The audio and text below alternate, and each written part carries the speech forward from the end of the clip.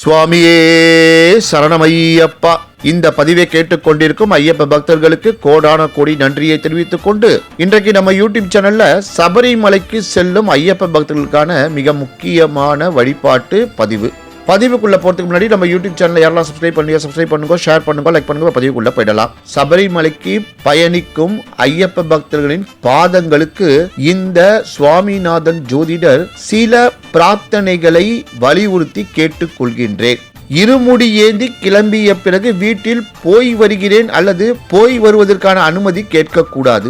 எக்காரணம் கொண்டும் PT, cigarette, இதர போதை பொருட்களை உங்களுக்கு நெய்க்காய் நிரப்பியதிலிருந்து வீடு திரும்பும் வரை உபயோகப்படுத்தக்கூடாது என்று சர்வ சாதாரணமாக இந்த அவலத்தை பக்தர்களின் சிலர் செய்வதை காண்கையில் மனது வலிக்கின்றது. தயவு செய்து போதைப் பொருளை பயன்படுத்தாதீர்கள். சிறிய மணிகண்ட சுவாமிகளுக்கும் வயதான மாளிகைப்புறத்துகளுக்கும் தயவு செய்து வரிசையில் முன்னுரிமை கொடுத்து அனுப்புங்கள். தயவு செய்து அவர்களோடு வாக்குவாதம் செய்யாதீர்கள். நாம் முந்தி சென்று முதல் வரிசையில் நிற்பதால் மட்டும் பகவான் நமக்கு அருள் புரிவதில்லை. மாறாக உடல் ஊனமுற்றவர்கள், மாளிகை புறங்கள், மணிகண்ட சுவாமிகளுக்கு நீங்கள் உதவினால் நிச்சயமாக மகிழ்வான் பகவான். தயவு செய்து குழந்தைகளுக்கும் வயதான பெண்களுக்கும் பம்பாலிருந்து நிலக்கல் இருந்து பம்பா பேருந்து பயணத்தில் அமர இடம் கொடுங்கள். சபரிமலையிலும் சரி, நீங்கள் பயணிக்கும் எந்த ஆலயத்திலும் சரி, வரிசையில் காத்து நில்லுங்க. வரிசையை தாண்டி செல்ல முற்படுவது, சண்டை போடுவது போன்ற சிறுபிள்ளைத்தனம் மனப்பான்மையை முழுமையாக கைவிடுங்கள். நமக்குள் இருக்கும் பகவானை நேரில் தரிசிக்க செல்லும் நமக்கு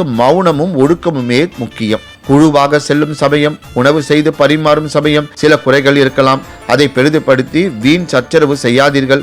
உண்பதற்கு ஒரு வேளை உணவு கூட உலகில் பலருக்கு இல்லாத போது தங்களை சபரிமலை அழைத்து உணவு தருகிற பகவானுக்கு எந்த உணவாக இருந்தாலும் நன்றி கூறுங்கள். நிலைக்கல்லில் விட்டு செல்லும் சமயமும் சரி, பயணத்தின் போது அத்தனை இடங்களிலும் உங்களுக்காக வாகனம் ஓட்டும் ஓட்டுநர்கள், சமய செய்பவர்கள், உங்கள் பணிக்கு வருவர்களுக்கு வயிறார உணவு கொடுங்கள். சபரிமலை நந்தவனத்தில் ஆச்சாரத்துக்கு எதிராக மூட நம்பிக்கையான கற்களை அடுக்குவது, மாளிகைப்புற தேவி சன்னதியில் பிறர் மீது மஞ்சள் பொடி தூவுவது, கண்ட இடங்களில் உமிழ்வது, கழிப்பிடங்கள் தவிர இதர இடங்களில் சிறுநீர் கடிப்பது போன்ற செயல்களை தவிர்க்கவும். தயவு செய்து பம்பாவில் ஸ்நானம் செய்பவர்கள் பம்பா நதியின் தேவதை பூமாதேவி, அவள் மீது பழைய துணிகளை வீசுவது, பிளாஸ்டிக் குப்பைகளை எரிவது போன்ற பாவங்களை செய்யாதீர்கள். தயவு செய்து அறிவராசனம் சமயம் உறங்குபவர்களாக இருந்தாலும் சரி, யாராக இருந்தாலும் எழுந்து நின்று பகவானை தியானியுங்கள்.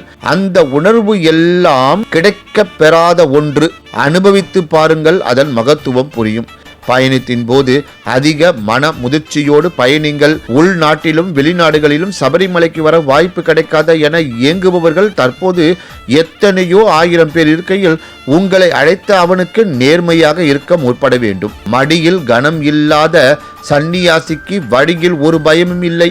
பணக்கார கோடீஸ்வர்களும் மறுவேளை உணவுக்கு உத்தரவாதம் இல்லாத ஏழைகளையும் ஒரே வரிசையில் நிறுத்தி புது சமத்துவம் செய்பவன் பகவான் என்பதால் ஆடம்பர நகைகள் அணிவது, தேவைக்கு மீறி பணத்தை கையிருப்பு வைப்பது போன்றவற்றை தவிர்க்கவும். ஒருபோதும் அலைபேசியில் சன்னிதானத்தை போட்டோ வீடியோ எடுக்க துணிந்து விடாதீர்கள். இரு மேலையில் பயபக்தியுடன் பேட்டைத்துள்ள பக்தர்களை கேட்டுக்கொள்கின்றோம். உள்ளூர் வாசிகள் பேருந்தில் பயணம் செல்வர்கள் நோக்கி கூச்சலிடாதீர்கள். நிலக்கல் போன்ற இடங்களில் உணவு மிஞ்சிவிட்டால் அங்கேயே கொட்டி வைத்து இடத்தை அசுத்தம் செய்யாதீர்கள். பணியில் ஈடுபடும் அத்தனை ஊழியர்களும் பகவான் மீது நம்பிக்கை கொண்டவர்களாக இருப்பார்கள் என கூற முடியாது. சிலர் உங்களை சீண்டினால் அவர்களுக்கு புத்தி அவ்வளவுதான் என நகர்ந்து விடுங்கள்.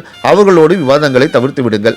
முக கவசம் உள்ளிட்ட பாதுகாப்பு பொருட்களை கண்ட இடங்களில் தூக்கி போடாமல் குப்பை தொட்டியில் மட்டும் போடுங்கள். கொடைக்கானல், ஊட்டி போன்ற கோடை வாஸ்தலங்களுக்கும் நமது பயணத்திற்கும் ஒரு சம்பந்தமும் இல்லை. தரிசனம் முடிந்த பிறகு கண்ட சினிமா படங்களை பார்ப்பது, போட்ட மாலையை பம்பா கணபதி கோவிலுக்கு அழைத்துவிட்டு கூத்தாடுவது, வருகிற வழியில் போன்ற அபத்தங்களை ஒருபோதும் செய்யாதீர்கள். இந்த பதிவினுடைய நோக்கம் அவசியம் சபரிமலை பயணிக்கும் பலருக்கும் ஏன் என தெரியும் என்று கூறி இந்த ஆன்மீகம் சார்ந்த பதிவை நிறைவு செய்கிறேன். நன்றி, வணக்கம், வாழ்க வளமுடன்.